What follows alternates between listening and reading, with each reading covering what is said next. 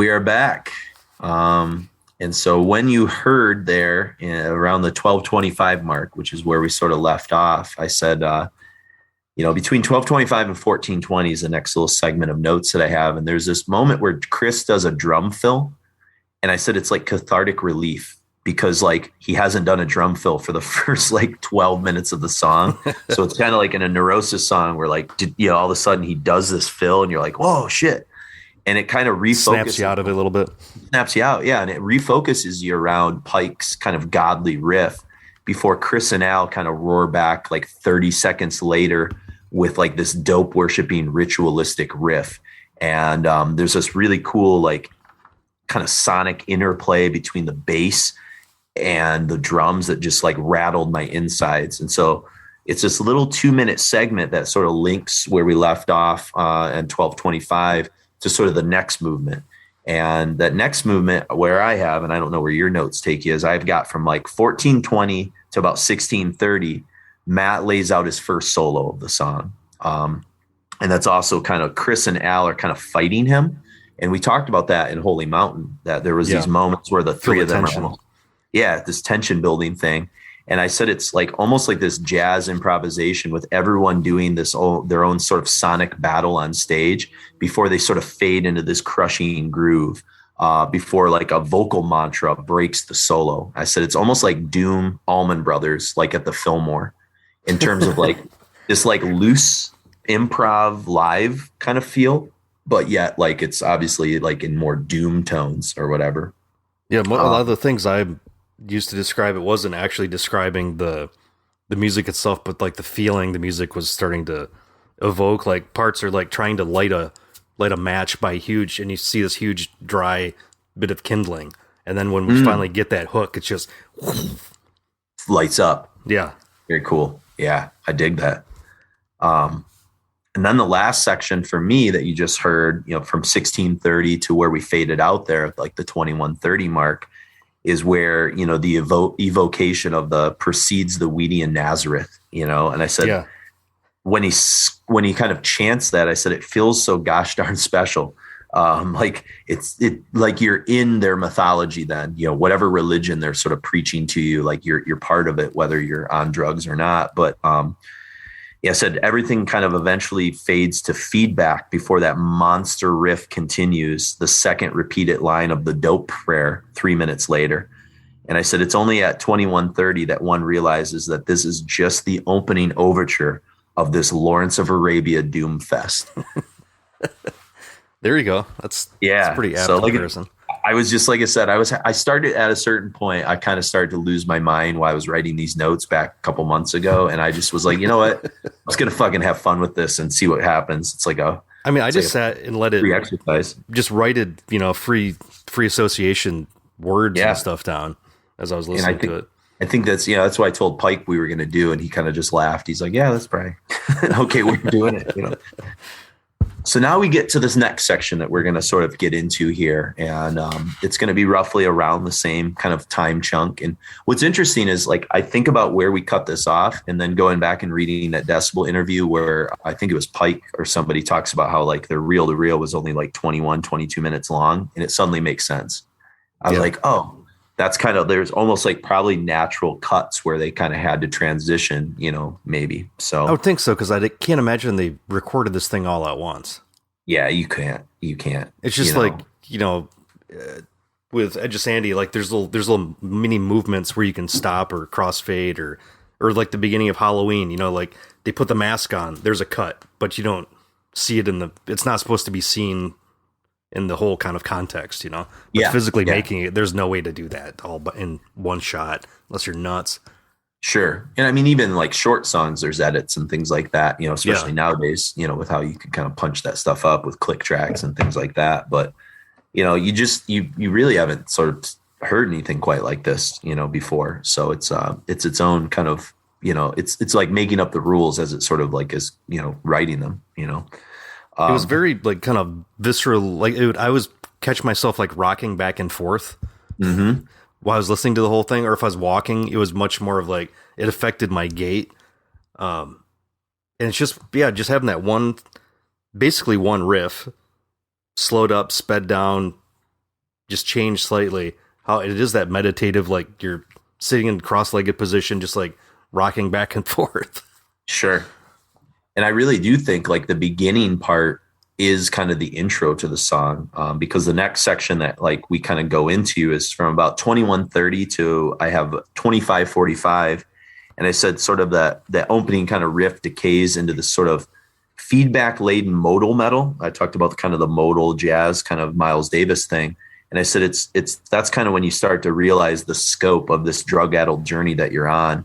So then all of a sudden Al's monolithic kind of doom tone blurs in about a minute into this, about 22:50, and Chris's drum starts kind of shuffling. I said, that's really, to me, when the real story of the whole album kind of begins. And so it's almost like everything's been leading up to this moment, and now like they're unfolding like the true sort of scope of what the song's going to be.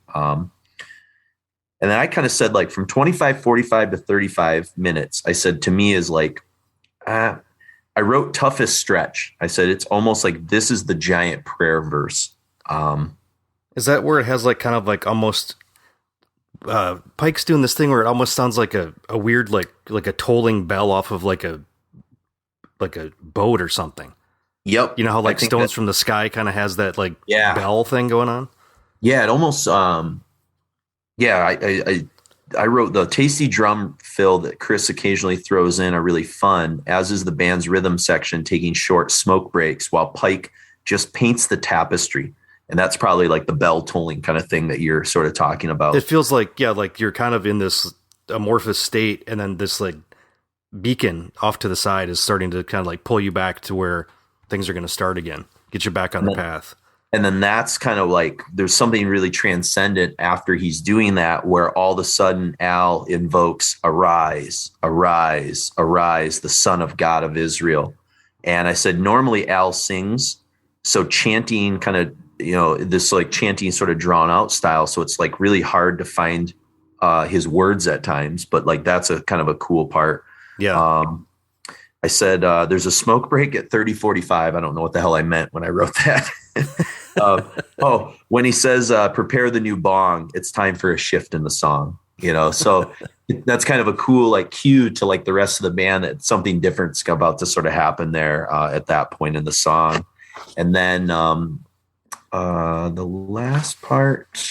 Yeah. So that's kind of, I think, as much as I want to sort of get into what you're going to hear in this opening part of part 2 of Dopesmoker. And then we'll sort of come back in the next talk set and talk about the end of this and the setup of the sort of grand finale. So anything else about this kind of middle section that you kind of threw in that you want to say? No, I think I got everything else is for the end.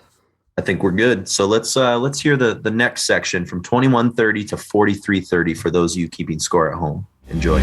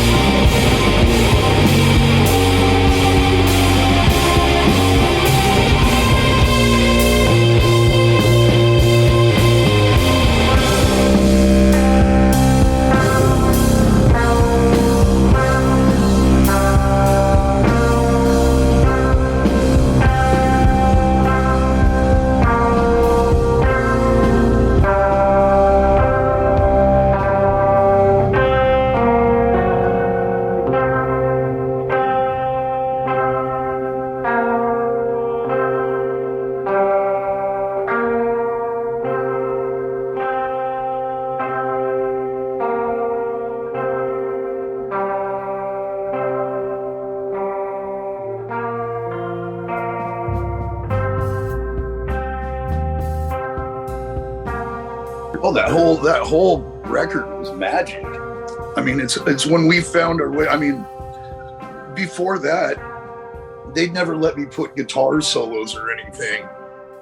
And me and Al started writing, because Al started digging on like playing Giza Butler bass, and I was going to like jazz improv at a community college, so I was interested in trying to throw my skill around, and they let me do it in a 3-piece. It's like I didn't have a choice, and it made me really happy. So me and Al were really stoked on like what we had learned together musically, and I think we have like we can read each other's thoughts when me and him play. We have that, even if we're like Cain and Abel sometimes, if us getting along, but we love each other. We're like brothers, and we have this mind meld when we're like playing together.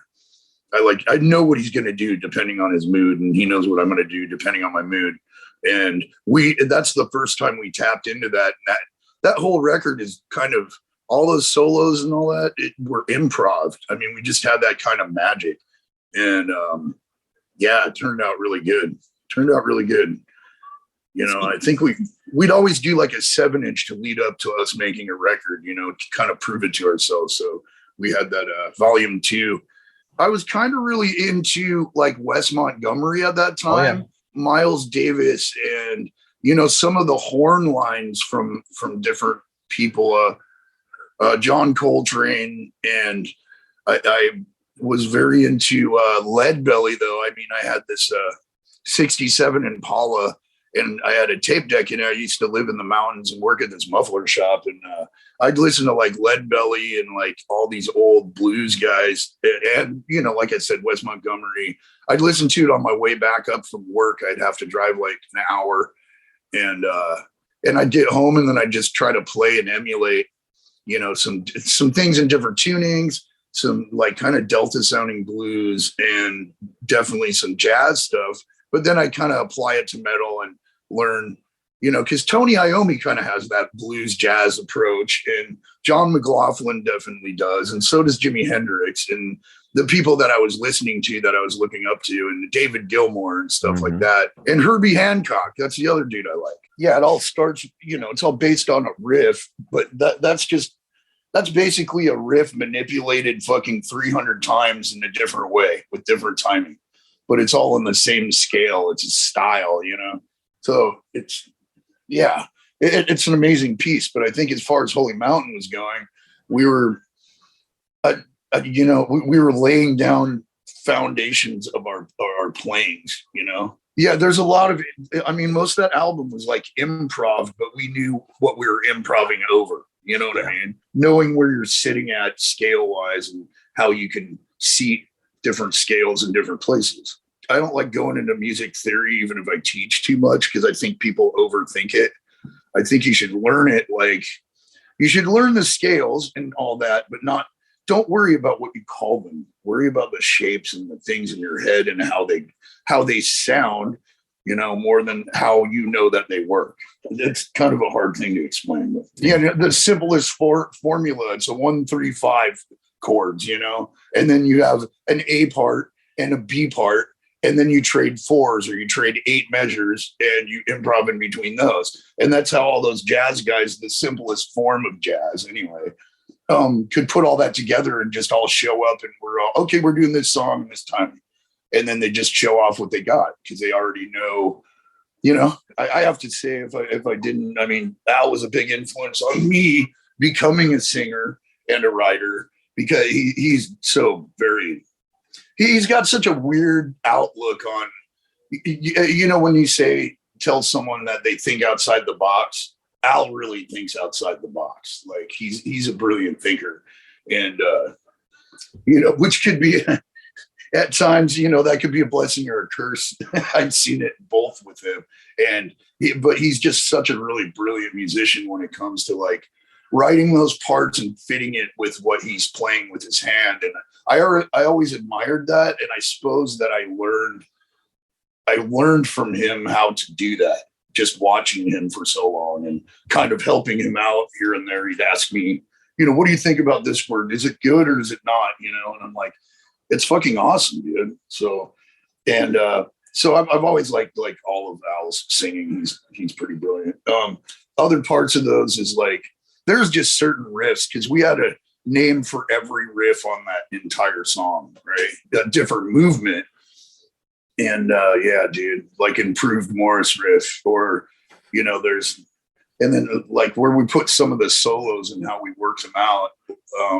I see there was less improv with my solos on Jerusalem. I mean, I'd improv them at first, and then I figured out what sounded more epic.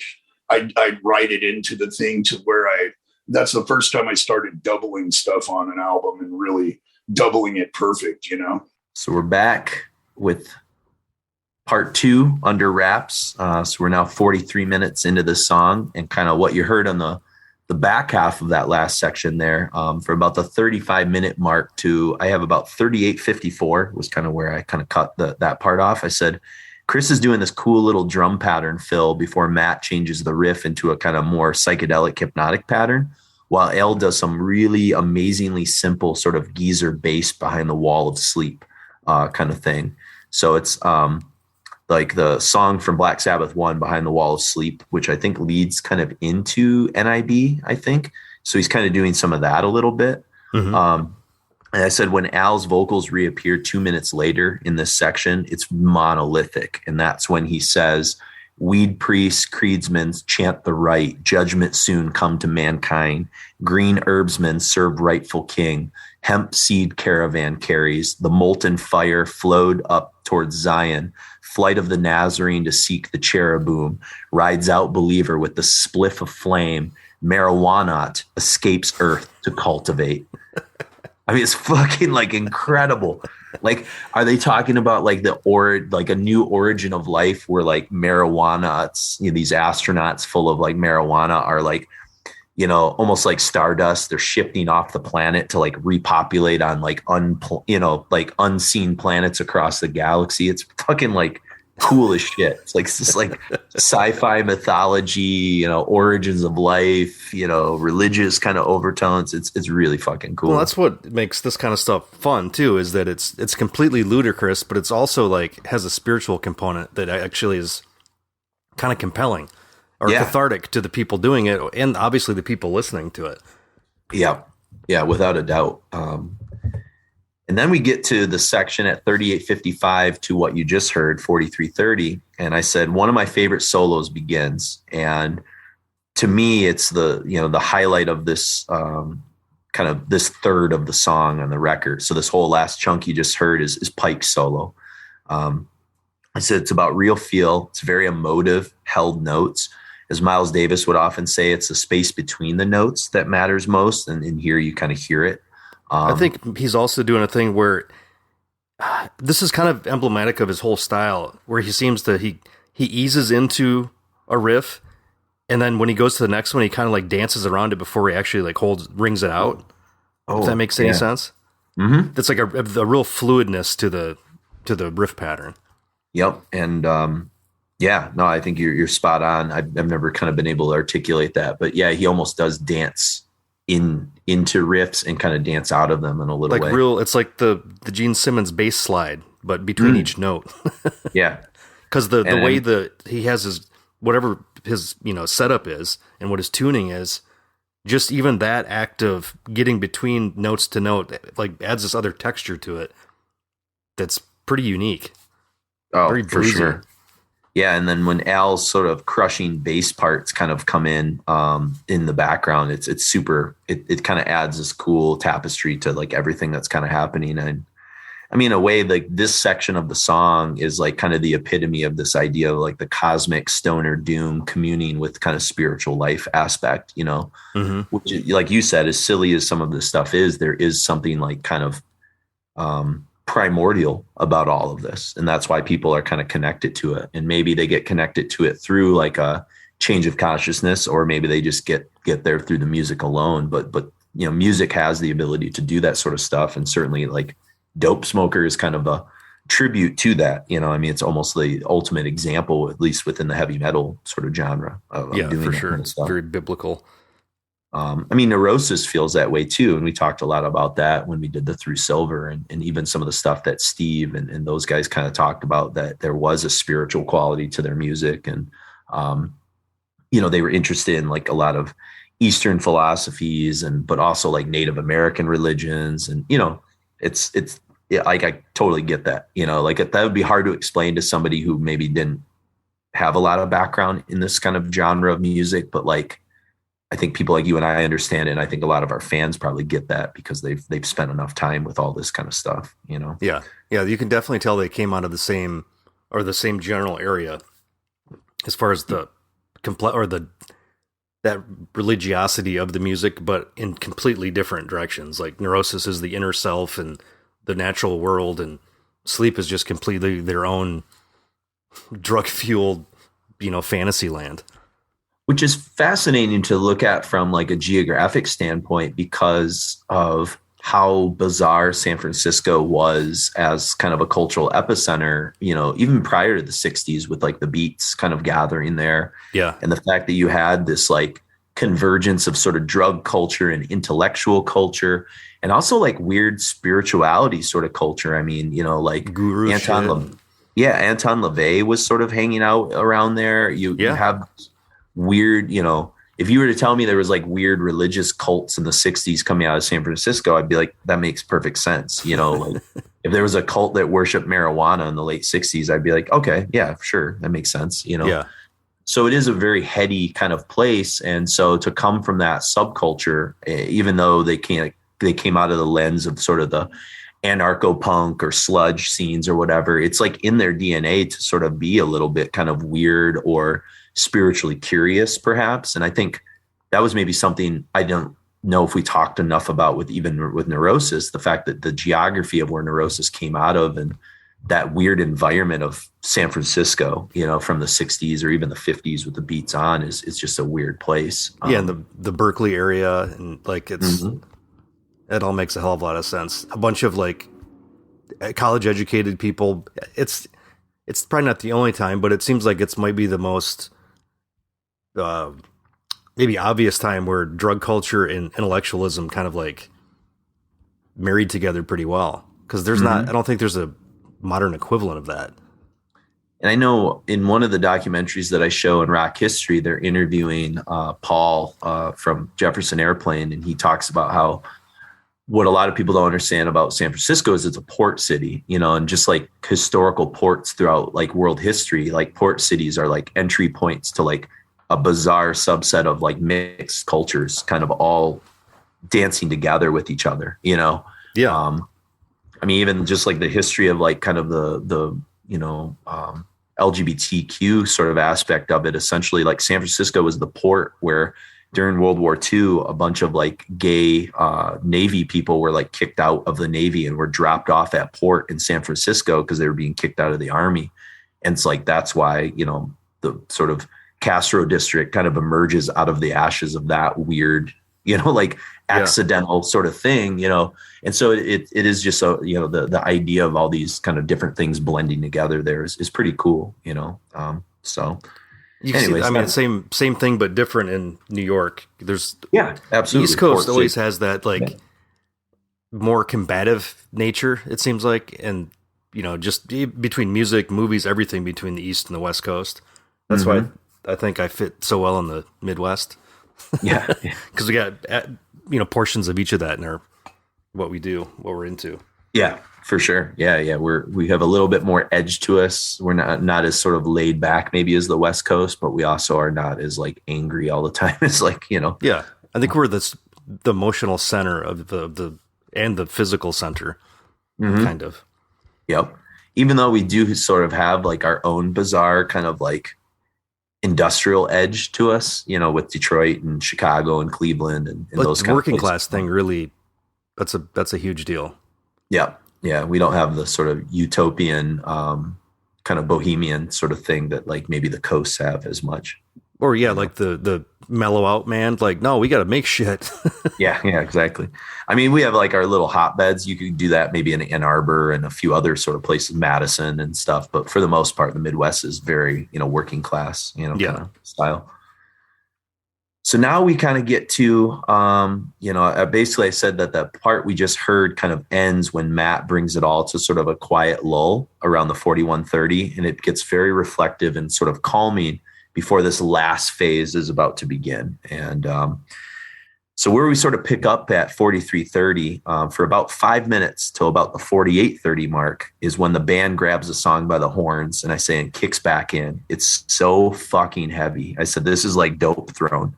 It's like evangelical, apocalyptic sort of doom happening here in this kind of 5 minutes. And, he says the line, the molten fire flowed up towards Zion. And I said, like, that's personified in Pike's riffing here. I said, it's like churning lava riffs while Al's incanting, marijuana escapes earth to cultivate after Pike's riff slides. And then Chris holds this sort of bongo beat beneath. And I said, it's for me, like, this is my 5 minutes of perfection on the whole song. Like, this is my favorite little like moment. I don't know if you had a moment that jumps out the most to you, but it's almost like it's all been building to this. And then it's like, fuck it, man. Let's double down into the heaviness and just fucking go for it here. Mine are just stupid analogies to, a lumbering beast coming closer, the monks marching toward the source of power of the cosmos. Like, yeah, man, that's churning lava, right? Beast. Yeah. Why not? Yeah, it's absolutely there, And then you go from 48:30 to about 53:20. So another kind of 5 minute stretch. And I said, this is where Pike gets very playful.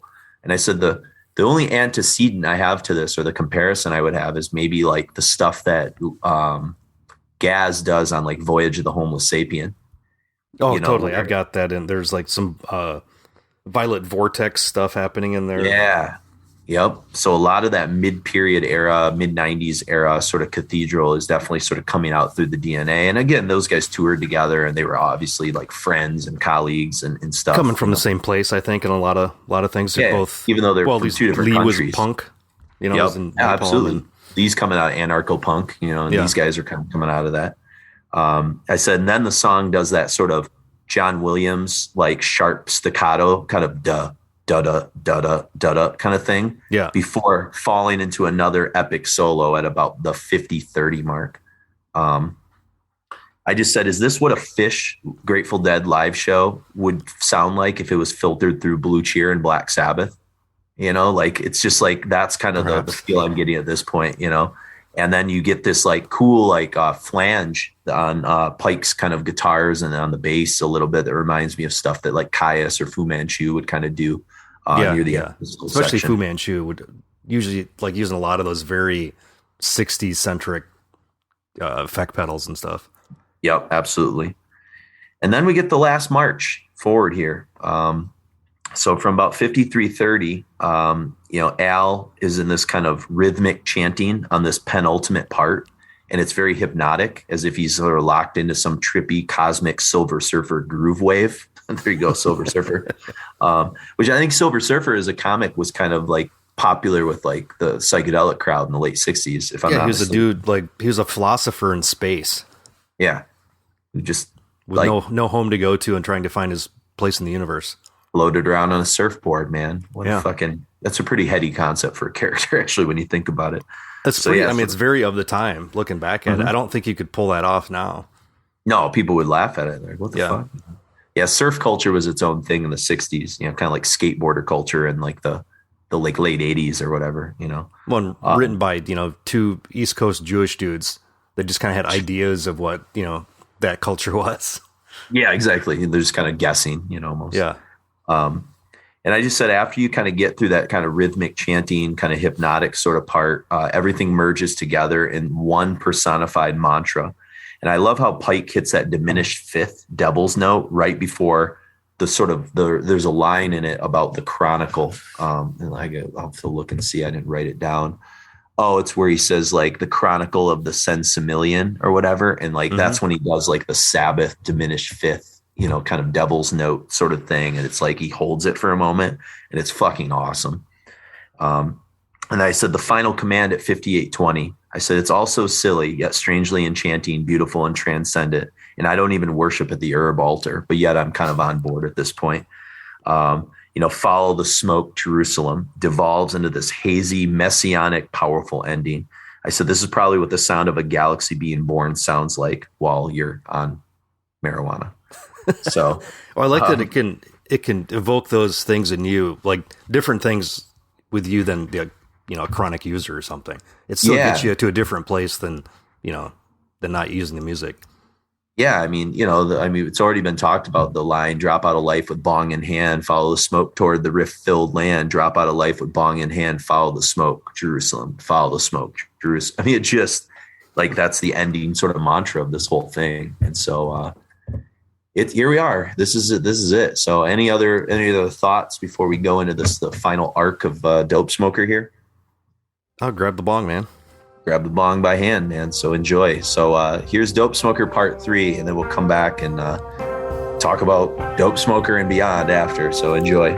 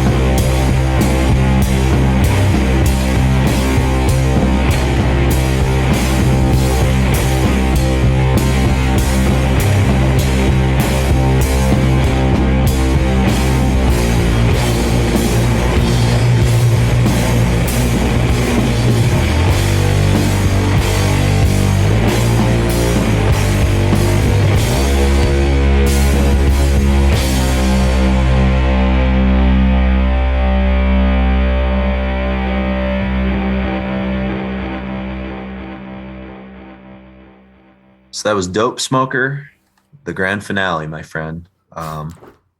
So yeah, let us know what you thought about that. Requiem fans, like, we've never done anything quite like that, breaking up a song, kind of interrupting it. Like, did it disrupt the listening experience too much, or were you kind of into the idea of it? Because, I remember when Dark Throne released that director's commentary over, was it Total Death or Ravishing Grimness, maybe? Or they did for all first, those like early 7 or 8 records. Okay.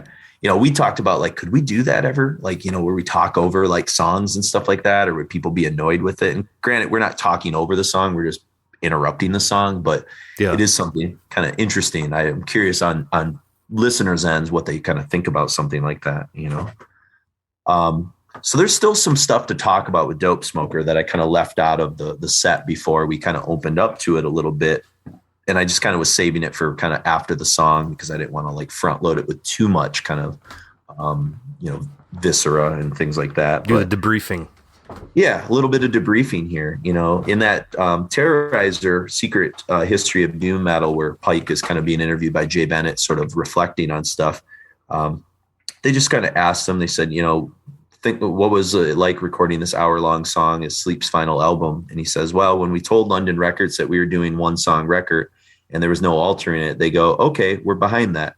Do you think you could give us some radio edits? No. Do you want to go on tour? No. We broke up now. I thought that was brilliant. We would have made a bunch of money, but we didn't. And I'm glad we didn't, because it's paying off more now than it did if we had done it then. I think is interesting, right? It's almost like you didn't like, I don't know, it's like people are hungry for it more now than they were back then. And so like, it's like this delayed gratification aspect. It's sort of Dopesmoker, and then they kind of asked him about Sleep's dissolution here. And he says, I think we broke up at the most perfect time anybody's ever broken up in history. It was perfect because it left people wanting more. And then the album Jerusalem came out and people were like, what the fuck? People were asking why we broke up. And the answer is because everyone was lame. Nobody gave us a listen before that album. The music business kind of tore us apart.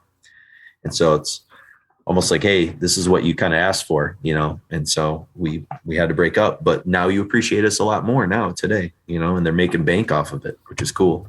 Yeah.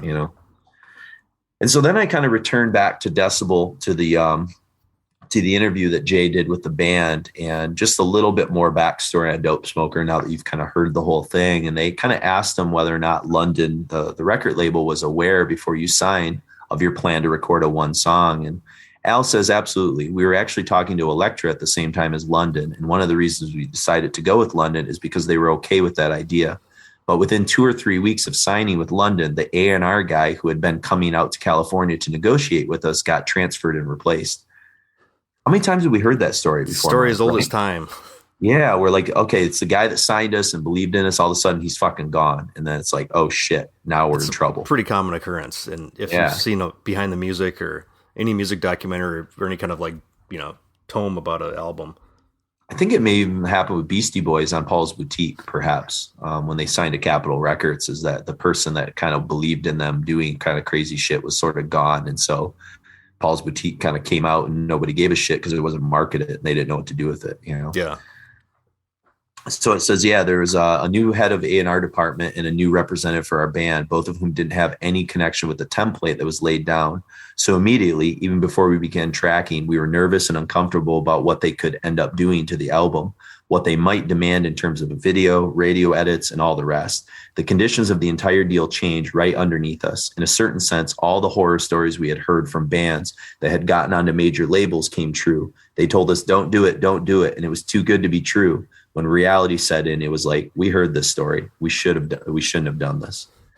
Pike says, that was weird because we let them know what we wanted to do before we even signed with them. Both London and Elektra were biting at us, and we went with London because they offered us more money for the recording. Plus, they didn't have many metal bands, so we thought they'd give us special attention. So, all the best intentions in mind in terms of why they signed with them, but it kind of didn't pan out for them. I mean, there's not a whole lot of like cutting edge artists that really make it. Like, I don't think many. I mean, how many are there modern? Like Radiohead. There's like a handful of like these bands that can like hit at the right time and then just become like their own thing that don't have to really abide by the rules of pop music. Certainly, I think Certainly, I think the Beatles. I mean, Sure, the Beatles absolutely. do They're the exactly what first. they wanted, in a lot of ways. Yeah, and most bands don't get this lucky, what I Yeah. mean? Um, so then they kind of later on in the interview, Jay asked them when they actually got into the studio, and I think this is interesting because some people don't know the kind of timeline. But it says, Al says we were ready to record in '95. We just wanted to go into a studio somewhere and just fucking do it. But it didn't happen until '96. And I know in Matt's interview that I did with him, he said that they were kind of writing some of the music that eventually became Dopesmoker while they were like on tour for Holy Mountain. So it's like a lot of these songs have been sitting around for like 4 or 5 years before they're actually recorded, which is kind of wild, Yeah. He says, first we had to get free from earache. They would not let us go. They would not budge for anything. Digby was waiting. I mean, London bought the guy out, but he waited to make the most prime conditions for himself before he let our contract go. So there was about a year and a half of legal wrangling between our manager and lawyers with earache. And then once we signed to London, their team of lawyers and earache. And it took forever. At one point, we even asked a friend of ours to give us a couple $1,000 so we could put it out ourselves, but he feared that he'd get sued. Pike says earache set us forever, and London was trying to get us out of the earache deal. And then we finally got out of it, and London took a shit on us too. It was tragic, man. I think it was a great album, and it was stupid that they didn't market it. So Comes down to bitterness, and Digby's not the greatest guy. I mean, how many Very how many self-serving bands, dude. how many bands have like beef with Digby today? Like, I don't know about today, but as far as I mean, Carcass had issues. I mean, there's like Carcass, a Brutal laundry Truth, list of Napalm people. Death, Cathedral. Yeah. I mean, Yep. everybody. Entombed. Entombed, yeah, they all fucking had beef. Godflesh, probably even. I'm not 100% sure on that one, but I'm sure. Yeah, I don't know how. And those are just the ones that have been public. I'm sure Yeah. there's stuff behind the scenes that he's hasn't been just out there, one but- guy I've always heard so much shit about, more than almost any other kind of like record owner type dude. You never hear that about Peaceful or No, Century yeah, Media, or exactly. Monty back with Roadrunner. I mean, I'm sure there was like good contracts and like subpar contracts, but like it just seems like he was almost like openly like a Don King kind of figure. He was like cheating people out of shit. And I think on the fact purpose. that he had such an unbelievable roster made it even more like epic. Sure. Yep. Because if it's just a bunch of shit bands nobody cares about, nobody's going to care about or even get to the point of knowing about contracts. Yeah. Well, Jay then kind of asked them, he says, this waiting must have taken a toll on the band mentally. And Al says the waiting definitely affected all of us. The song demanded to be recorded and we couldn't because of the lawsuits. Comparing our collaborative creativity to having a child together or something, it was like we were forced to watch the kids suffer. It was killing us. The song was begging to be given food and it was terrible. We worked from the time we had met, Chris and I in 8th grade and Matt and us in 9th grade, tunnel visioned on that moment, and we couldn't record it. I don't even know how to explain the way it felt. Chris says when we finally went to the studio, the song was starting to take on a different form for me personally than what we had originally envisioned. We recorded it one way and then we wanted to try it another way, and it turned into a conflict. When you write a song that's 50 minutes long, you get used to playing it one way. So we spent a couple years working on the song. And then when we went to record it, it was turning out a little differently and creating a lot of anxiety. We could reasonably handle it, but as we were going along, the record label wanted to hear what we were doing. And so they were scoffing at it from what I could tell. But that added more stress and anxiety, and it was starting to pile up. Then we had some equipment failure at some point, and the whole thing just started to kind of feel like it was doomed. We're still good brothers to this day, but it made us fight about nothing. And Pike says everyone was going insane from learning that song. It was really dramatic. The song was getting slower and slower, and then it got weird. We started tripping out and second guessing ourselves, and then it was like we didn't know what we were doing anymore. I believe it. I mean, imagine I've played, nothing even to this degree, but like to record something, sometimes you got to play it over and over and over and over again. And that's just like a 2.5, 3 minute song. Like this has got to put you in with all the other like tumultuous emotional shit going around, then trying to just beat out this huge long song and just keep tweaking it and twisting. It seems no wonder that it didn't work out. Yep. Then Jay asked him about the famous story about Sleep delivering Jerusalem to London Records on a DAT tape inside a skull bong wearing a military helmet. Al says that's very untrue. He says the only thing I remember about marijuana at London was in the Peter, the president's office. I think they kind of talk about how he had a big brick of marijuana in there and stuff like that. And so they kind of then ask, what finally happened when you sent the album to London? He says, well, we were told by our manager that they weren't going to release it as is. They were going to remix it. When I heard that, I considered getting our master reels and destroying them myself. I would rather have faced a lawsuit than release something I wasn't behind. But that plan wouldn't work because they had backup DATs. So then we were like, well, seeing as how we're the band and this is all last minute and not part of the deal we signed, can we be in the room when it's being remixed? Can we say yes or no if something doesn't sound right? Keep in mind, this is after we all thought it was over. And now we were in this position. We were trying to keep it from getting worse. We spent 10 months going back and forth between studios in New York, watching all these major label engineer types walk in and completely mutate the sound of the album. It was bad. Pike kind of says like they tried to make a bunch of radio edits out of it, which was nearly impossible. Then they kind of ask about like, hey, in addition to Billy, it says there's 4 assistant engineers listed in the credits. That seems like a lot. And Al says that was all London. They were people we didn't know. It was like a patient being strapped down and then 4 people come in and just start fucking with veins and stuff. Chris says there's another thing that made us all fight. At that point, we didn't even want to listen to it anymore, but we didn't want to be in the same kind of breach of contract, and we owed them much money that we could just agreed to remix. At that point, Al and I weren't getting along good anymore because, well, no one was really living that well at that point. So we had to go in and tear the song apart, and then they kept making us bring in more and more people. We had to get out the 2-inch tape and splice one song to another, to the original. So that this kind of go on there. And then Pike says when we went to 4 different studios to finish the product, in quotes, London kept wanting us to change it. They thought if we changed this and changed that, it'd make the record more marketable or something. But really, they were just nitpicking. The thing is, it was a marketable thing, just not to mainstream people. But that's not the kind of band we were. But even if it came out, we would have broken up anyways. It was all lots of stuff going on there, man. Lots of stuff. Yeah. So I think there's one last thing. Oh, here we go. I think one last thing as we kind of wrap this up is, Jay asked him, he says, are you happy that the album finally came out? Or is there a part of you that wishes it had stayed buried? And Al says, I definitely wish that it hadn't. If you're involved in something creatively, to allow that to be exposed, you have to be emotionally supportive of it in itself. But I feel like somewhere along that formation, it was taken from us, paint it with a different cover and just represent it. It'd be like if you were writing a novel and you died before you finished the last 2 chapters and somebody tried to put it together as the book you really wanted to publish. Only they had no idea what was supposed to happen in those last 2 chapters, which could be interpretive to the whole flow of the novel. You'd be rolling in your grave and the outside world would have no idea. Pike says, I wanted it to come out anyways. We did all that work, and why leave it sitting around? It's taking the course the way it is, so I try not to second guess. I figure it's happening the way it's supposed to.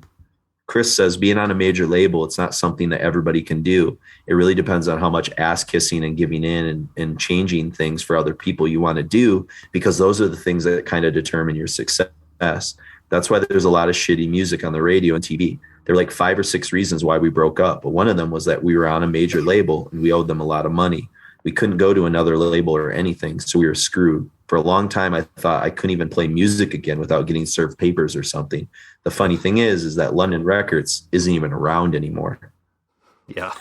And Al kind of finishes this thought and says, I've had to accept it having happened, but it took a long time.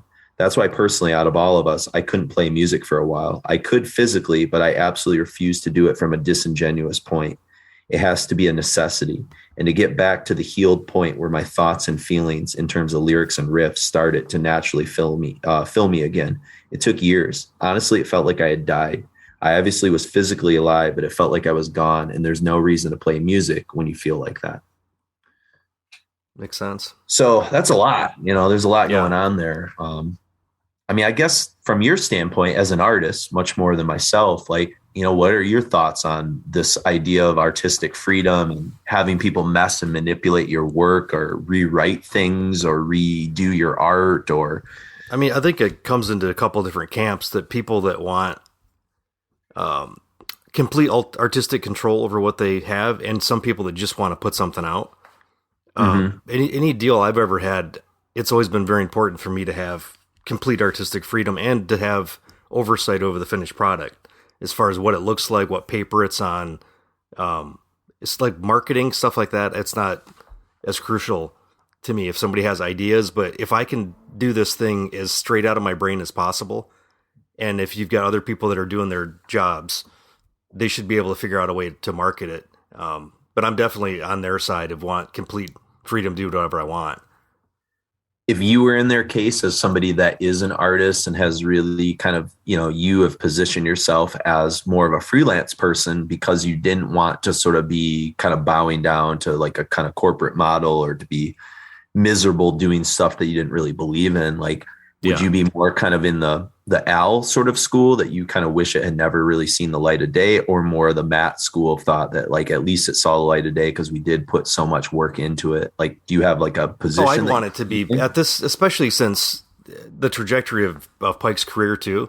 Like, he's already had a genesis into a new thing. So especially now, because when was this, the interview from like 2000? This is from 2006. Yeah. Because he was already well on the road to, High and Fire was a pretty big deal. I would want it to be seen if it was something I spent that much time on, for sure. Yeah. Even if it was compromised or something like that. I think that it's worth it to see part of it. Like, I've seen movies put out like the Exorcist 3 cuts where they actually like cut in old like VHS, because that's the only shit that's left from the cutting room floor to make the scenes work. I think that's if it had like, if it was worth it, if it's worth going back and seeing this thing again, I think it's interesting to see that process, even if it's not exactly what they expected. And it's different with collaborations between 3 people. Sure. Yeah, that's true. That's true. If it's a singular vision, there's not a whole lot of things where you can do that. Like music, you can sometimes, but music and movies, for the most part, it's always a compromise between the creative individuals. But with like comic books or painting or novels, like things like that, that can be a completely solo endeavor, which I think the control means a little more. Yeah, no, I agree. I think you see it a lot more with film, obviously, because there's just more hands on deck, most of the time there. And there's almost this like fight between like the director and the producer. Sometimes like there's like kind of a 50-50 kind of power struggle there, Well, it's really amazing anything good ever gets made. Yeah, I know. With how many compromises are put on all different sides. When you think about certain things like historically that were compromised to the point where they disappeared and we never will ever have them again, like Magnificent Ambersons. I was just to say the most famous example is probably Magnificent Ambersons, the second Wells film that was like 35 minutes was chopped out and destroyed. And so it can never be restored. And supposedly like people who saw the original version of it said it's even better than a Citizen Kane, but without that missing part, it's like still good, but it's not the masterpiece it could have been, I feel like a lot of that comes from the whole problem with a lot of this is that business, commerce, and art don't necessarily go together very well. So the commerce part of it usually kind of corrupts some of the ideas, or it's like some asshole didn't get his little bit put in, like a producer's like, oh, I'd really like to have this part put in because so I can say I was involved with it or something. That starts to like corrupt the entire idea of the whole thing. And then they look at the Ambersons just being shits and cutting stuff and being like vindictive toward him. Like, and then ultimately you don't get anything worth a shit at all. Sure. Yeah. And I think it's interesting later on in that Decibel interview, they kind of ask Al, like if he would change anything. And he says, I've come to a place where I accept it for what it is now. So he's at peace now. Yeah. You know what I mean? And obviously like we're about to get into like the reunion. So like, they're clearly like, this is 2006 when they're talking about this, there's, some perspective with age and maturity and kind of, I think probably too, the way that the album is kind of worshiped now. I think maybe Al probably feels much different even now than he did say in 2006 about it, Yeah.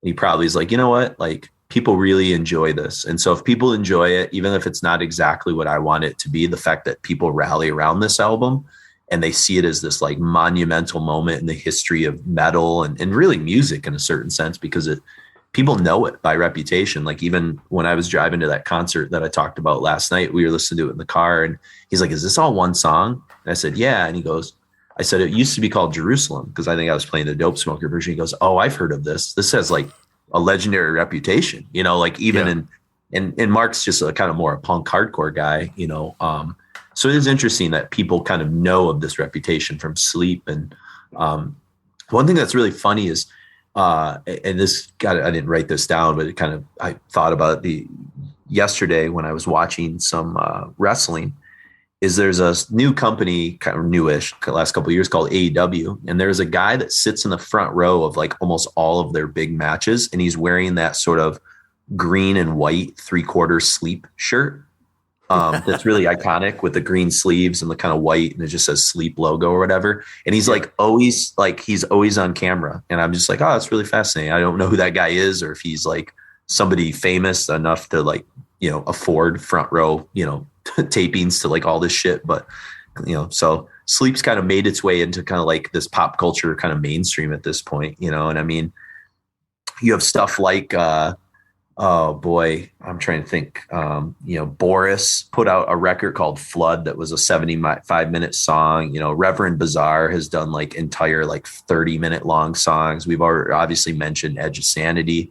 There was what was that song Profound Lore put out a few years, Bell Witch. Oh yeah, yep. I mean, there's bands that have kind of taken suit and done that now, and with some type of success and stuff. Yeah, I mean it's kind of a novelty in a way, like in movies with like a big long shot.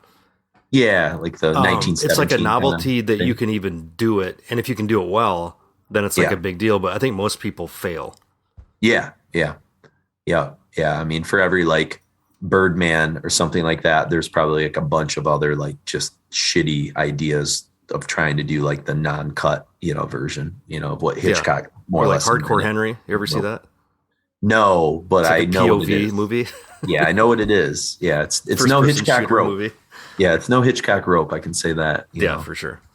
But again, it was an experiment, maybe a failed one, but I mean, it's like Touch of Evil. That opening thing is like, wow, a masterpiece. Yes, absolutely. Yeah. So it's kind of interesting. They do ask these guys, when did you start to realize like Jerusalem's influence on like other bands? And Pike said, well, I started noticing the band's influence right after the second album. People were dressing the same and playing Sleep riffs. And that's been going on for a while. Al says, I didn't really notice so much because I really closed off from the whole thing. During that time, I really kept my head down. I wasn't observing the outside. But Chris and I get tons of people who want to talk about the old band, and I wouldn't have it any other way.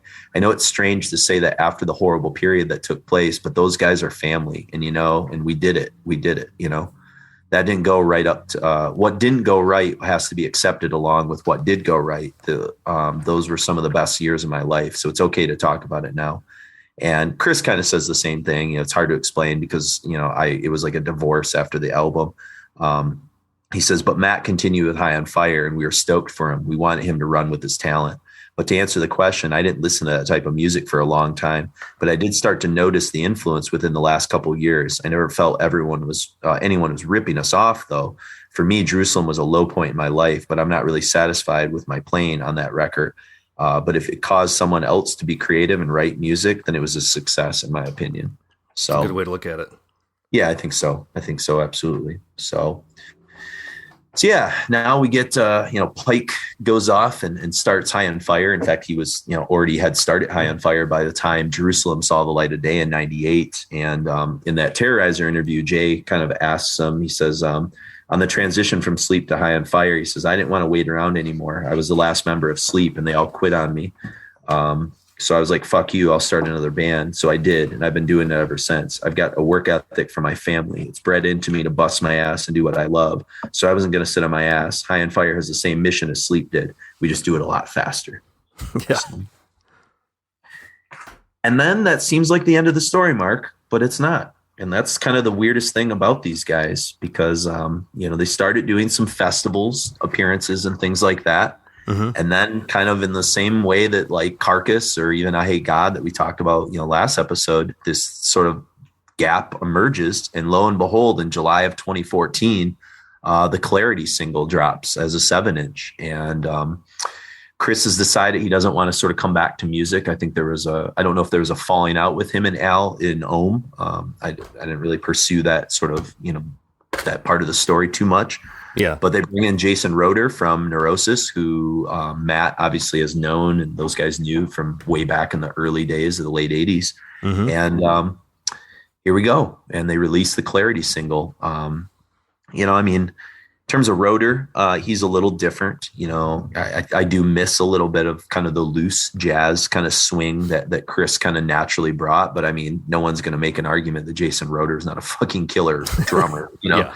So it's kind of it is what it is. And I also think like the Clarity is interesting.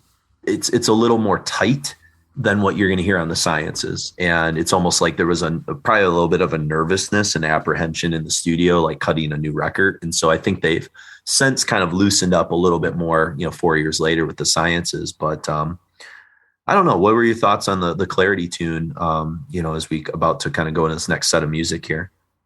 I mean, there's the biggest thing I noticed was it was you could feel them trying to capture, at least, especially Pike trying to capture that kind of sleep riff again, but but he was like doing the same type of ideas, but the variation of the picking is really subtle. But it was almost like, when you see Johnny Cash play, and he's not really playing a whole lot, but he has there's like a texture to it because of the way his riffing hand works, and he seemed like that was kind of like worked into that song a little bit. At least I noticed it specifically on that one. Yeah, it's almost like kind of going back to volume 1 where they're like reworking out kind of what sleep is going to be again, and you kind of hear that in the Clarity, which is why I kind of picked it. We could have probably picked another song from the Sciences because honestly, they're probably better. But to me, this is like a natural stepping stone for people that really want to know the story of how they kind of reemerge out of the ashes of this kind of, hiatus essentially, or breaking up and then coming back together. There's a weird, bluegrass-ishness to it that I got to, which might be completely off base, but it's a lot softer, I think, too. Yeah. Everything that they're doing on this record, the production's a little bit softer. Al's singing seems a little bit more softer, almost more psychedelic. It's less harsh for sure. And I don't know if that's because like where they came out of from Ohm, which was a little bit sort of softer and more sort of psychedelic than it was, say, heavy and doomy per se. Sure. I'm not sure. Ohm is a band, I'll be honest with you, I'm not super familiar with. I've listened to them a little bit, and I did before we did this episode just to familiarize myself. But I know High on Fire a lot better than Ohm, so yeah, me too. It makes sense. Kind of like I can hear kind of what Matt's doing, and I think it's tough too with Matt because Matt's like a sharpened weapon, and it's almost like he has to like de-evolve some of his ideas because he's gotten so fucking good and so. He's kind of leveled up in a way. Like he's great as a guitar player on Holy Mountain and Dopesmoker, don't get me wrong, but like he's become a guitar god with High on Fire. And so now he's got like return back to finding out how, like you said, almost rediscovering how do I play sleep riffs again. And I think that's interesting, I think he does a really good job of restraining himself. Mm-hmm. Yeah. Yep. And like actually because that's the hardest thing, I think, getting back, if you're a band that has that kind of leap in or stretch of not doing anything, coming back together and sounding like yourself at all.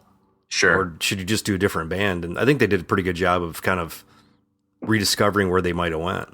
Yeah. Yep. I think so too, especially the second half. There's something to me that happens in the Clarity where like when Pike's solo kind of comes in, it's so heartfelt. Oh, it's and it fantastic. almost levels the song up for me. And I think that's like where, if you were like a hardcore Sleep fan and you had like reservations, those are kind of alleviated from that moment on. It's almost like you have to admit they're different, but they're kind of still the same. They're never going to be exactly what they were 2 decades ago.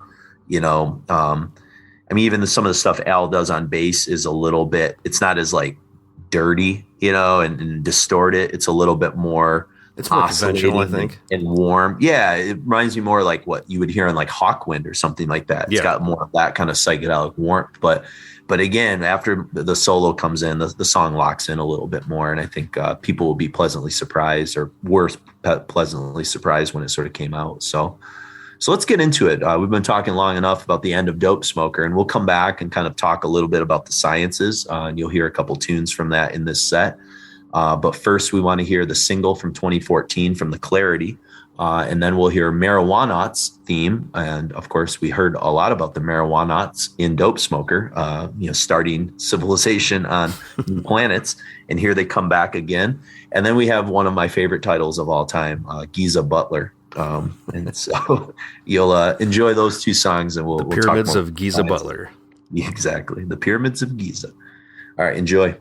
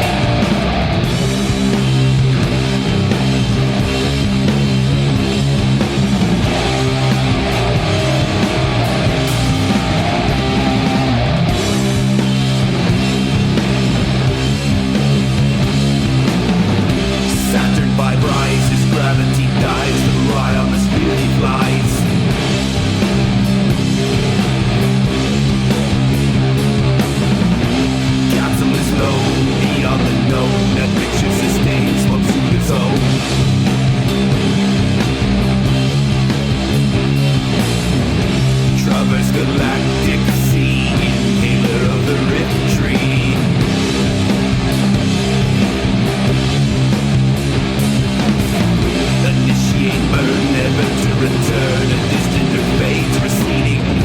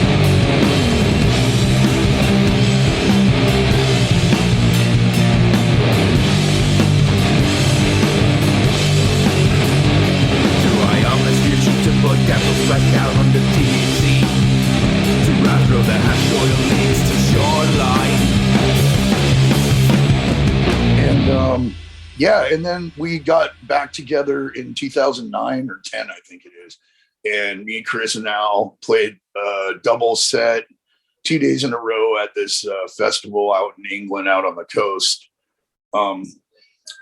Butlin's, yeah, whatever. It's all Mars party thing or something, and it was really successful, and we made more money than we'd ever seen any of us get paid all at once. And we were like, well, shit, let's do this again or something. And Chris didn't really want to do that, and we had known Jason Roeder like our whole lives. We grew up around Neurosis and looked up to them. They were like our older brothers, you know.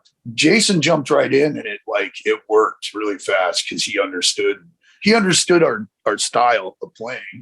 And then we made the Sciences took a little while to make, but we were doing shows here and there to kind of support that, and we made it with our own money, funded our own thing, and then kind of threw it in a room and see who wanted to bid on it, you know. Like we were smart about the way we were recording stuff. So we did that single, The Clarity, which was the first Sleep thing that came out in a very long time, and then people kind of went ape shit over that, and we're like, well, holy shit, let's get a whole thing going, you know. Then we were touring, and then it was funny how we were going to take a year off in 2020 anyway before the COVID thing, and then it's all, well, I'm glad we planned for it, because like definitely they were going to force us to do it anyway. So, you know, it's kind of on break time right now. We're on hiatus doing other things. Like I got a book and a solo project, and I'm writing a High on Fire. I think Al's probably doing a lot of similar shit, and so's Jay. But, you know, in time, we're going to get together for some shows next year, and we'll probably talk then, you know, about moving forward, because, I don't want to waste the Sleep legacy, but it takes a long time to develop. And I think we all need to finish up the projects we're currently doing till we start on another Sleep thing.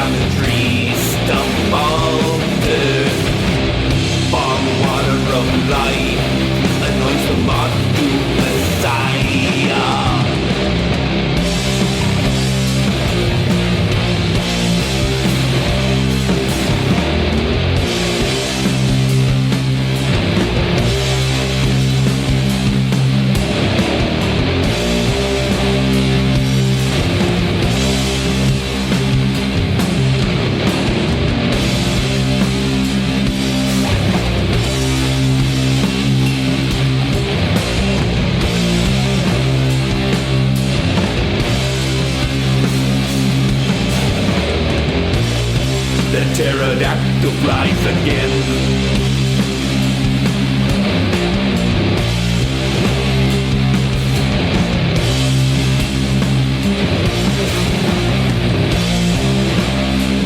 Our emerald fields.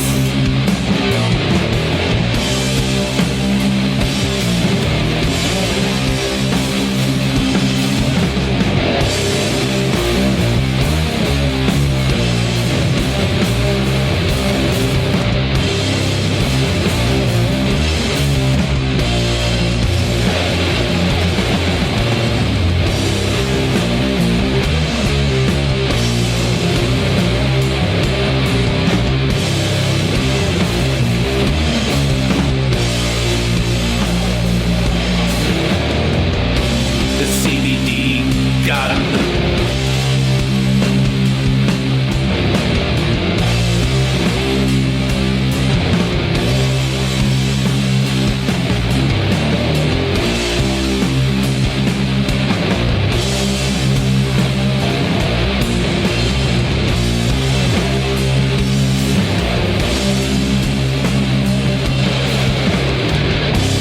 Marijuana is his light and his salvation. All it sustains the altitude within. In the rationing, hawks the old house triple beam.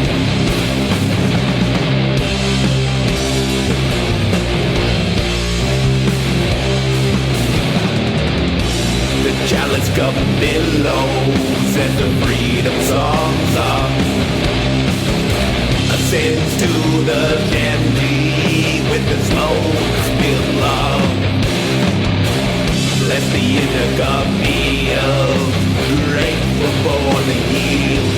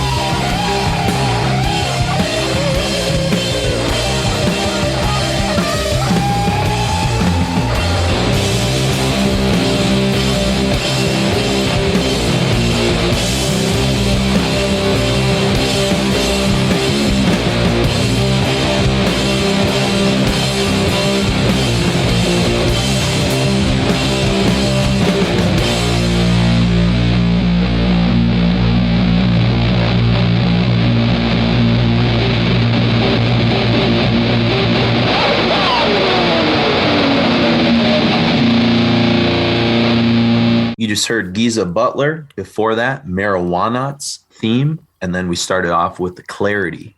So before we talk about the sciences and those last two songs you just kind of heard there, a little bit of kind of backstory to sort of connect the dots, I guess it started in May 2009. They kind of performed a couple of exclusive reunion sets for Britain in Great Britain as part of the All Tomorrow's Party music festival. Okay. And that's where they unfurled a song for the first time that had actually been written during the Dopesmoker recording sessions. It's a tune that we're going to be talking about in a few minutes called Antarcticans Thawed. And so they kind of did this reunion, and then that's when kind of Chris decided he was going to sort of retire from music and raise a family. And that's when Jason Roeder kind of comes in.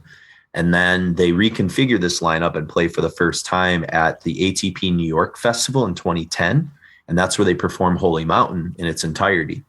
And then they started performing a tour in the United States, playing some headlining dates and festivals and things like that, which is weird. I don't remember any of this shit. Do you remember Sleep performing? I do, but I remember it. Everything sold out immediately.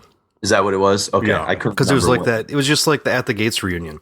Like all these younger generations never got a chance to see him. So Yep. Did you see him at Death Fest? When they played? Yes. Yeah. Okay.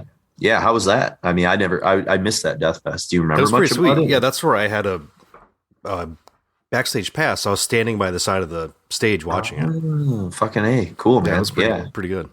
Yeah. So I've never gotten a chance to see them. I've seen High on Fire plenty of times, but not them. And yeah, so I guess Clarity was actually released. I didn't realize this on Adult Swim singles. So it was kind of a thing through that, which was pretty interesting. Yeah. So then in November 2019, the band members posted a message in Morse code stating that they almost finished a new album, which is kind of a cool way to drop that, you know. Well, and then the record kind of came out of nowhere too. For sure. Well, I think like their fans sort of knew, but they didn't really know. It was like cryptic message. And then, then Third Man Records puts out The Sciences in 2018, first album in 20 years, which is pretty crazy. Detroit's own. So Matt comes home again. You got it. Yeah. And so, that's kind of where we get. And so what you heard there, those last two tunes were from The Sciences, and, Marijuanaut's theme that, the first of the two tunes we heard, it's like, here we are 4 years later after the Clarity, and you hear the sounds of the bong, and they're really, right away really returned to form,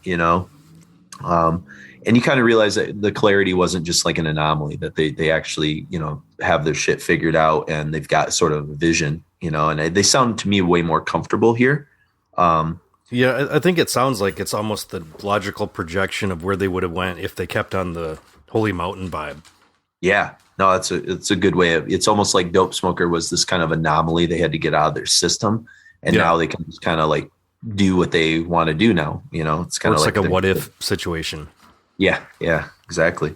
Al gets to sort of really let go on bass, especially in the middle of this song. Roeder kind of starts really riding those cymbals, similar to Chris a little bit more. So he's kind of tapped into the spirit of Chris a little bit.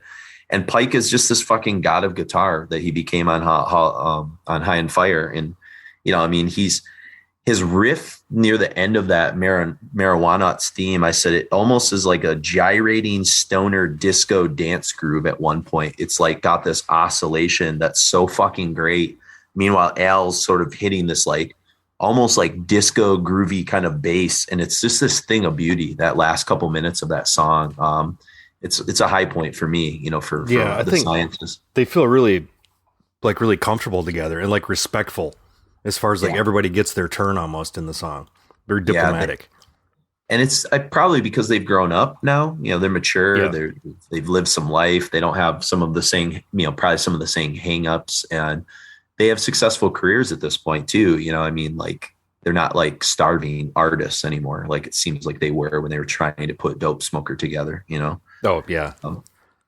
And then Giza Butler, it's got this great line, down to the Bosque on day of Iomic Pentecost, and there's all these lyrics throughout the whole record that are just these kind of hilarious odes to, Black Sabbath and to obviously Geezer Butler.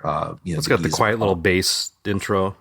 Yeah. It's just an utter worship of Geezer Butler filtered through this sort of fascination with ancient world culture through a meditative lens that goes all the way back to, Holy Mountain and this sort of desert, Middle Eastern, Jerusalem, Giza pyramids in Egypt. Like, even, and this might come from Pike a little bit, but, Pike's got songs about ziggurats, from ancient Mesopotamia on High on Fire records. And so it just seems like something that's kind of naturally in not just his DNA, but probably even Al. And I'm not really sure who writes all the lyrics anymore. I know Al used to write all the lyrics for Sleep. It's all credited just as Sleep.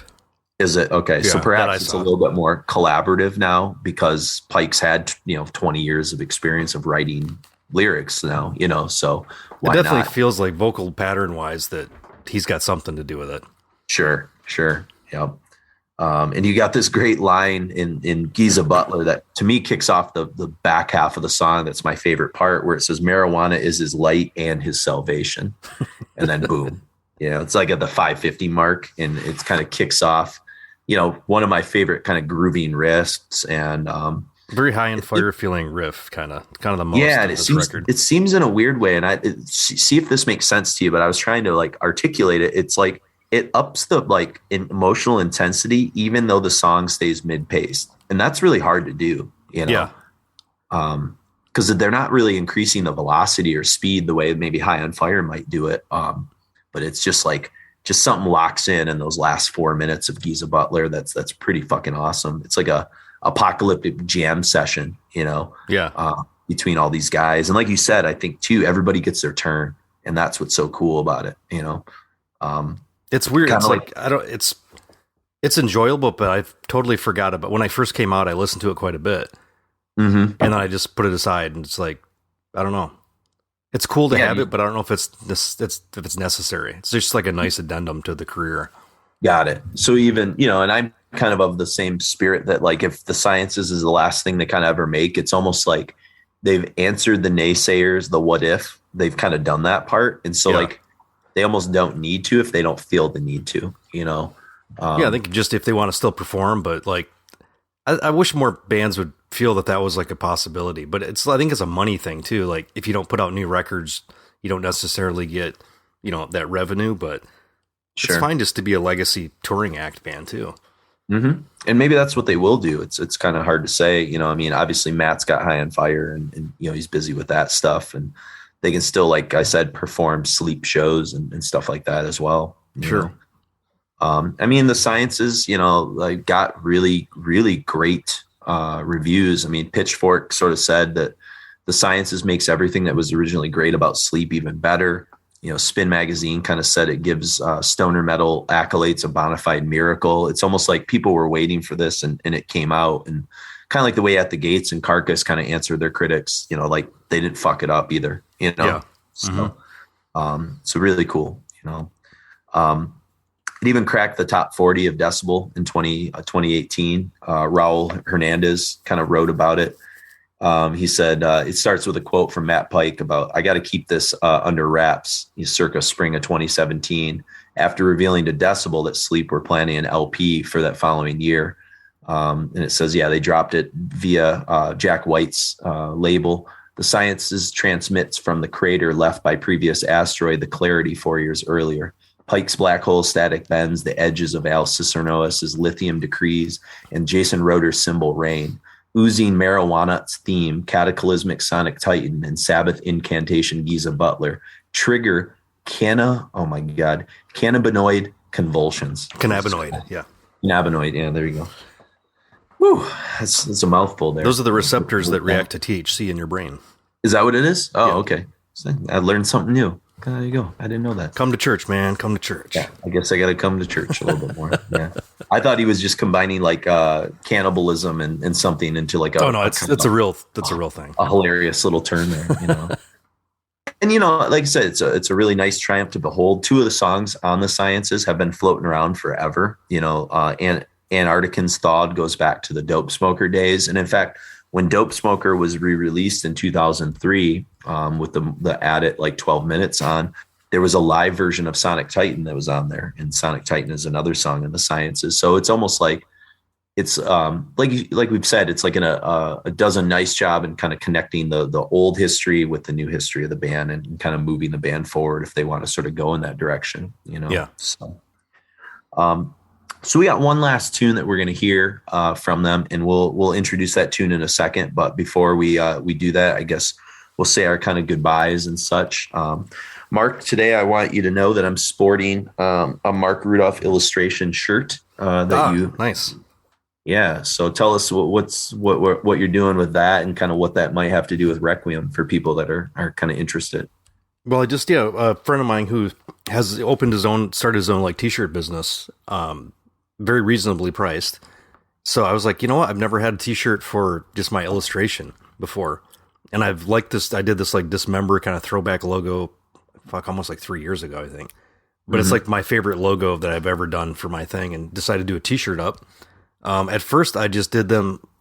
I thought I was just going to give them away to friends, but I've had quite a bit of people asking. So I had to do another print run. Are you gonna is there gonna be a link that people who would be interested, say Dismember fans or Requiem fans, could get those shirts somewhere? Or potentially, I would just, if you want one and you don't see it, just get a hold of me on Instagram. Give me a direct message somewhere. If you're not on Instagram, just shoot a message to requiempodcast@gmail.com, and Mark will get that message as well too. At some point I'll put them up, but I was going to kind of keep this one as limited. But as far as Requiem's concerned, we'd like to kind of gauge the interest in us doing some more shirts that aren't print on demand like a lot of the ones we have in our existing store, and do some different designs, and maybe do a pre-order, like a limited kind of run thing. So shoot us some feedback through whatever mechanism you'd like to get a hold of us at, and we'd I'm probably going to do 2 or 3 different new shirts. Imagine, because we talked about this in the last episode, which hasn't even dropped yet, the EHG part 2. So I'm sure after these episodes kind of drop out in the atmosphere of podcast land, people will start, getting back with us a little bit more on it too. Sure. So, I'm excited. Because the last one we did were for episode 200, which has been a few years now, and those were cool. I have the red one that I sport at a lot of festivals and different things like that. And a lot of our fans have taken pictures of themselves in these shirts and kind of sent them to us and stuff. So the Roma Chaos logo. Yeah. So now Realm of Chaos, now you've done the Dismember with your logo. This is very cool. So we're kind of, might do a bolt thrower logo. That would be awesome. The stained glass bolt thrower. If I can, it's weird with Requiem's got a lot of weird letters in it, but I'll figure it out. All right. I trust you, man. I'm always excited to see what kind of new shit you're doing. So, but yeah, if you have feedback on any of this stuff, you can, leave us some comments on iTunes or Apple Music, leave us a 5-star rating. That really does help us. Shoot us an email at requiempodcast@gmail.com. You can check us out and befriend us on Facebook, Jason and Mark, or on Instagram, Requiem Metal Podcast, or on Twitter at Podcast Requiem, I believe, or if you just look up Requiem Metal Podcast, it should show up as well. And so we always like to read letters and things like that, and feedback that we've been getting on these Doom Metal episodes and things. If you would like access to bonus content, because these 6-hour episodes are not enough for you, but you really want some deep stuff. We've only had a chance to do one for the Doom Metal series, Fu Manchu, In Search Of, and we interviewed Ruben, the drummer, on that before he left for Nebula, and that was very cool of him to get back with us, and that episode turned out to be really fun. And so we've gotten a lot of feedback from our patrons about how much they enjoyed that episode. So it'll not only that, next year for the general public, I would imagine. Yeah. But we've got all kinds of stuff. There's still an unreleased thrash metal episode that we have never released to the widespread public there. And a lot of them are more laid back episodes, especially once we finish this Doom Metal series. I'm sure we'll record kind of more frequent, episodes of that for the patron fans and stuff. And I don't think our patrons are too annoyed right now because of the kind of intense content that they're getting with this Doom Metal series. I think they know that to set up interviews and edit interviews and all that sort of stuff, it's like extra work that normally we might put into like, hey, let's record a Patreon episode and just bullshit about music we've been listening to lately or whatever. So that's coming. Everybody's saying coming down, trying to catch up. But I can tell you, for the people that are interested in become a Patreon, if you go to www.patreon.com/Requiem Podcast, or you go to requiemmetal.com. There is a Patreon link there that you can click, and it'll take you directly to the Patreon page. But if you folks get signed up pretty soon, not only are you contributing to a nonprofit podcast where we don't sort of throw advertising in and annoy you to no end. We're not beholden to an advertiser either. Exactly. And we are, we're doing this out of the goodness of our hearts. And this takes a lot of work. It costs a lot of money for us to put this sort of together. And so we do appreciate all the people that have signed up to become patrons. And we're hoping that more of you who maybe have discovered us through maybe the I Hate God episodes or the Trouble episodes or Sleep, because those are bands that have pretty devoted cult followings. And maybe you're kind of like, you know what, I like what these guys are doing. And boy, they're doing some really deep dive shit into this. Sign up. That'd be great. We would really greatly appreciate it. And, just for people maybe to sweeten the pot a little bit, if you like Billy Anderson and you like, that kind of style of doom metal stuff, I think the next Patreon episode that we're going to do for the Doom special is going to be looking at kind of the Southern Lord kind of sound a little bit, and kind of not everybody on that label, but just kind of some of the people that are kind of connected to Stephen O'Malley and some of the founders of that label a little bit more, some of the bands that they're linked into. And that'll be interesting because I think that for both of us, that is not something that we're both terribly familiar with, or at least we're familiar with it on a very cursory level. And so by reputation, not by what it actually sounds like. Yeah. And so it's kind of, we're braving the waters a little bit for you folks, because I do think that even if it's not our favorite part of the story of doom metal, much like maybe Funeral Doom, it's still a crucial link to telling that story. And Southern Lord has certainly been a big part of that, Yeah, for sure. I mean, Southern Lord released, I don't think I mentioned it, but they re-released those Asbestos Death demos. So if you want kind of a copy of that, you can track that down. So I got that when it came out years ago. Did you? Okay, I don't have it, so I gotta find a physical copy of that. I think I looked on Discogs and it might have either not been available there, but I'll look in my box of CDs. I might have it still. Yeah, if you have it, dude, I'll buy it off you for sure. Sure. But so Patreon is the way to go if you want to support our podcast. And if for some reason you're not comfortable with the monthly taking $5 or $8 or $10, or if you're one of our real all stars, we have a few people that are doing $15 a month, and we love you the most. If you just want to make a one-time donation, I know Albert has, and we've had some other people. You can do that through PayPal, and just shoot us an email or a message, and we can kind of tell you how to set that up if you want to do a kind of one-time donation. And, we'll even send you access to some of these patron shows for doing absolutely. So. Yeah. So we do appreciate it. And so, so we're going to kind of end things here with one last song from the Sciences. And this is the song that kind of goes back to the Dopesmoker kind of era. And it's Antarcticans Thawed. And I didn't have a lot to say about it because I think the song kind of just speaks for itself. I think it may be my favorite song on this record because it's very epic. It's 14 minutes long and just kind of allows it to breathe and kind of go into some interesting places. It feels, the title and the epicness of it is total High on Fire. Yeah. A little bit of that. Yeah. It's High on Fire with more glacial kind of riffing, which is appropriate to the Antarctica kind of ode. The Neanderthal version. Yeah, absolutely. It sort of kicks in, it's got this great lyrical sort of standpoint where it says, ice cap miles thaw to freedom, sets free Antarctic legion. Glaciers formate upon the ice age siege, rise the icebergs as war machines. And I just kind of said, great. I sort of joked. I said, in a lot of ways, Sleep probably understand climate change better than most people with this song. They're almost like predicting the future that icebergs and the ice weaponized icebergs.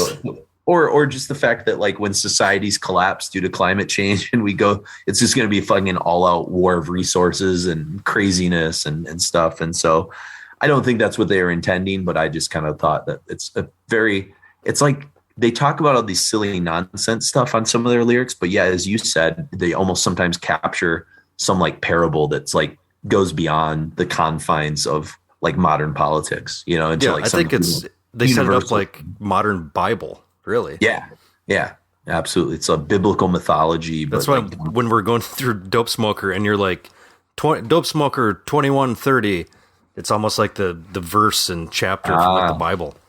Maybe, yeah. Maybe that's how it should be read. Absolutely. I like that. Yeah. Break it down minute by minute. Biblical verses and stuff. So, yeah.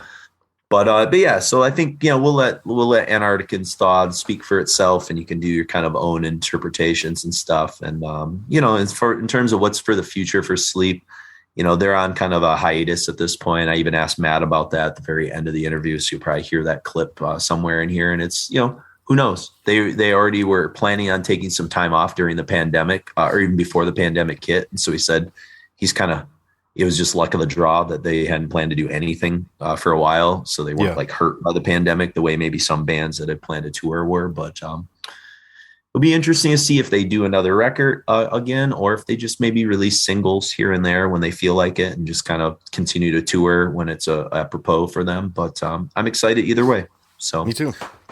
But so for Sleep and the American Doom series, here is Antarcticans Thawed from the Sciences. Enjoy. I am Jason. And I'm Mark.